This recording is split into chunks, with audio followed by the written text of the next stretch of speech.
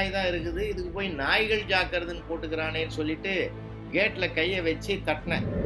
கதவை திறந்தான் பாருங்க ஒரு ஆளு. யார் வேணும், எதுக்கு கேட்ல கை வச்சேன்? ஆஹா, இவன் சரியா தான் எழுதிக்கிறான்.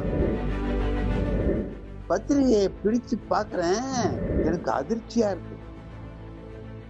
யமபெருமான் திருவருளை முன்னிட்டு நிகழும்னு போட்டிருக்கான். எம்பெருமான்னு எழுதுறதுக்கு யமபெருமான்னு எழுதுறான். அடுத்து ஒரு முக்கியமான கேள்வி கேட்பாங்க பாருங்க, இறந்துட்டாரா? இறந்துட்டாரு சரி சொல்லித்தானே வந்திருக்கேன், அப்புறம் இறந்துட்டாரான்னு கேட்டா அடுத்த கேள்வி கேட்பான், எத்தனை மணிக்கு? காலையில ஒரு 7 மணி. 7 மணிக்கா? ஏன் 6 மணிக்கு எழுப்பி விட்டுற போறியா?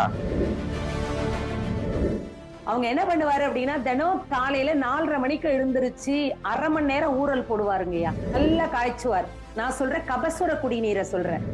நான் நேத்து பார்த்து கேட்டேன், என்னென்ன நம்ம தெருவுல 107 வீடு இருக்கு, ஆனா 52 வீட்டுக்கு மட்டும் கொடுத்துட்டு இருக்கீங்களே, என்னென்ன காரணம்னு. இந்த 52 வீட்டுல உள்ள பையெல்லாம் என்கிட்ட கடன் வாங்கியிருக்கான். கொரோனால செத்து போயிட்டானா நீயா கொடுப்ப காசு அப்படிங்கிறாரு. கூட்டத்துல ஒருத்தரை பார்க்கும்பொழுது, மோகன் சார் கண்டிப்பா எங்க வீட்டுக்கு நீங்க சாப்பிட வரணும் அப்படிமா. நம்மளும் தலை இருக்குங்கிறதுனால மண்டையை ஆட்டிட்டு உட்காந்துருப்போம். கடைசி வரைக்கும் அட்ரஸ் தர மாட்டாங்க. காணத் தவறாதீர்கள் அன்பு நெஞ்சங்களே.